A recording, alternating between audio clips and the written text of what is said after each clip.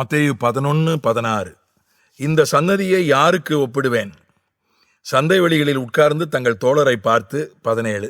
உங்களுக்காக குழல் ஊதினோம், நீங்கள் கூத்தாடவில்லை. உங்களுக்காக புலம்பினோம், நீங்கள் மாரடிக்கவில்லை என்று குறை சொல்லுகிற பிள்ளைகளுக்கு ஒப்பாயிருக்கிறது.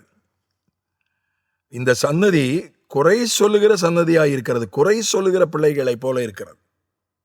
இந்த குறை சொல்றது அப்படின்றது அது ஒரு பெரிய பலவீனம். நான் குழல் ஊதுனேன், நீங்க கூத்தாடலை, நீங்க டான்ஸ் ஆடலை, என்ன குறை சொல்றாங்க? நான் இசைக்கருவியை வாசித்தேன், நீங்க டான்ஸ் ஆடலை. இப்போ இது சரியான ஒரு மனப்பான்மையா? நான் இசைக்கருவியை வாசித்தா உடனே கேட்குறவன் டான்ஸ் ஆடணும்னு கட்டாயம் இருக்கா? அது நீங்கள் யோசிச்சு பார்க்க வேண்டிய ஒரு காரியம்.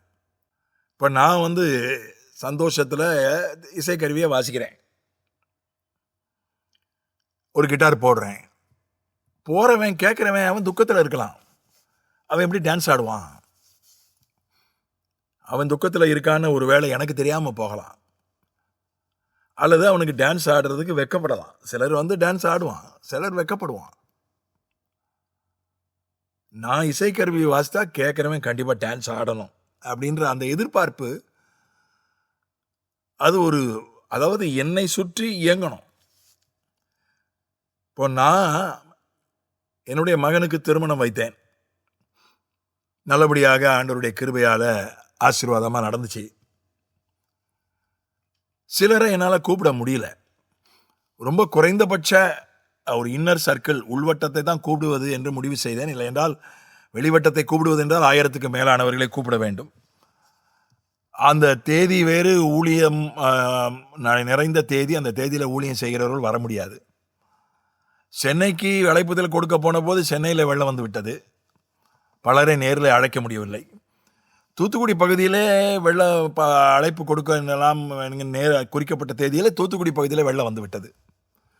சரி, தபாலில் அனுப்பலாம் என்று நினைச்சால் தபால் ஆஃபீஸ் ஒரு வாரம் 4 நாள் 5 நாள் வேலை செய்யலை.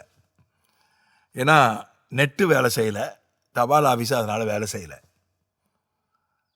ஒரு வாரம் 10 நாள் எங்கள் பகுதியில் சிக்னலே இல்லை, காலே போகலை, வரல. வாட்ஸ்அப் கால் கூட போகலை, வரல.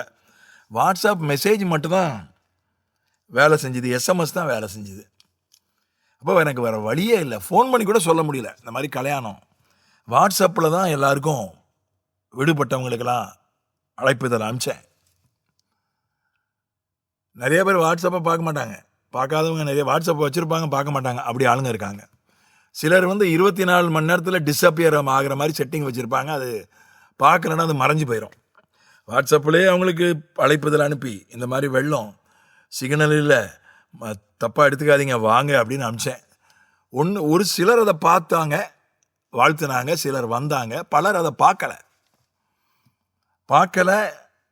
சிலருக்கு தபாலில் அனுப்புனது போய் சேரலை, அவங்க பார்த்து வருத்தப்பட்டாங்க, எங்களுக்கு என்னை கூப்பிடலையேன்னு வருத்தப்பட்டவங்களாம் இருக்காங்க.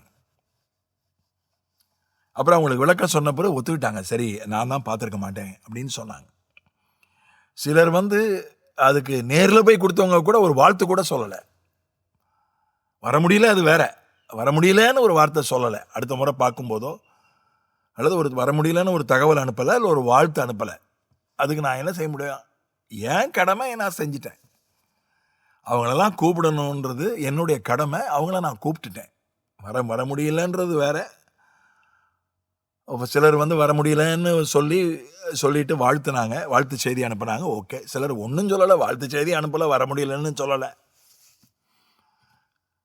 நான் என்ன சொன்னேன்? எனக்குள்ள நான் கொடுக்க வேண்டியவங்களுக்கு கொடுத்துட்டேன், அவ்வளோதான்.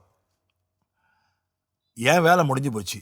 அவங்க வரல, வர முடியலை, வாழ்த்தலை, வர முடியலன்னு சொல்லி சாக்கு சொல்லலை, அதெல்லாம் அது அவங்க காரியம். ஏன் காரியம்? ஏன்னா அவங்க வரணுன்றது விட எனக்கு திருமணம் சிறப்பாக நடக்க வேண்டும். அதான் திருமணம் சமாதானமாக சந்தோஷமாக நடக்கணும், திருமண வாழ்க்கை ஆசீர்வாதமாக இருக்கணும். இதுதான் என்னுடைய கவனம்.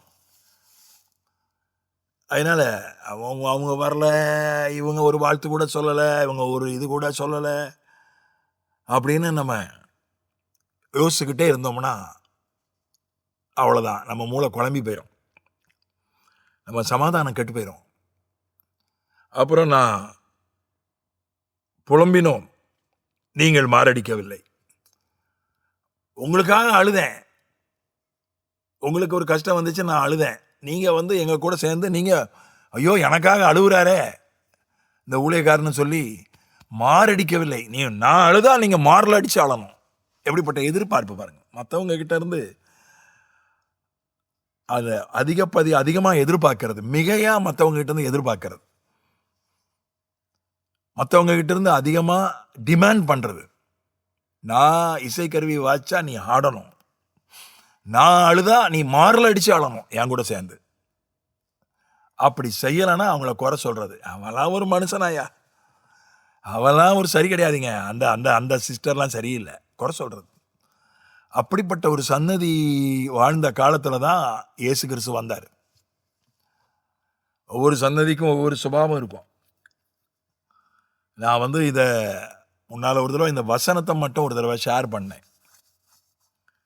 யூடியூப் மெசேஜெலாம் ஆரம்பிக்க முன்னால் சில நேரங்களில் சில வசனங்களை மட்டும் ஷேர் பண்ணுவேன். அப்போ ஒருத்தர், ஒரு வெளிநாட்டில் இருக்கிற ஒரு சுவிசேஷகர் எனக்கு அவர் இதுக்கு ஒரு கருத்து சொல்லியிருந்தார். இப்போ இருக்கிற ஜென்ரேஷனும் இப்படி தான் இருக்குது, இதே மாதிரி தான் இருக்கிறார். அதனால் நான் மியூசிக் வாசிக்கிறேன், நான் சந்தோஷமாக இருக்கிறேன், நான் ஆண்டவரை துதிக்கணும், அதனால் நான் மியூசிக் வாசிக்கிறேன். கேட்குறவங்க கேட்கட்டும், ஆடுறவங்க ஆடட்டும், ஆடாதவங்க போட்டோம். நான் ஆடாதவங்களை நான் குறை சொல்ல மாட்டேன். நான் அழுகுறேன், எனக்கு துக்கமாக இருக்குது, நான் அழுகுறேன். அதனால் அவங்களும் என்னை விட அதிகமாக அழணும். நான் அவங்களுக்காக தானே அழுகுறேன், அவங்க என்னை விட அதிகமாக அழணும்னு ஒன்றும் நான் எதிர்பார்க்க வேண்டிய அவசியம் இல்லை, அப்படி ஒரு டிமாண்ட் பண்ண வேண்டிய அவசியம் இல்லை. இதுதான் மற்றவங்களை குறை சொல்ல வைக்குது.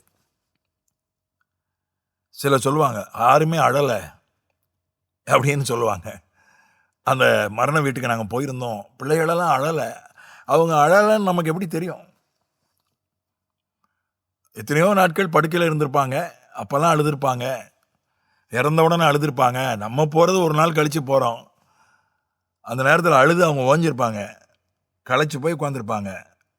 நம்ம போய் பார்த்தோன்னே அழுவோம், ஏன்னா அப்போ தான் பார்க்குறோம். அவங்க உடம்பு சரியில்லாமல் இருந்தப்போ பார்க்கல, அப்போ தான் பார்க்குறோம் எத்தனையோ வருஷம் கழிச்சு. அப்போ கண் கலங்கும், அழுக வரும். அவங்க அழலையே அப்படின்னு எதிர்பார்க்கறது, சொல்கிறது, குறை சொல்கிறது. ஆண்டவர் அதைத்தான் அங்கே சுட்டி காட்டினார். ஆகவே என்னுடைய நினைப்புக்கெல்லாம் நான் நினைக்கிற மாதிரிலாம் மற்றவங்க ஆடணுன்ற அந்த மனப்பான்மையை அகற்றிவிட்டு, நாம் மற்றவர்களை குறை சொல்வதை நிறுத்திவிட்டு கடந்து செல்வோம். ஆமென்.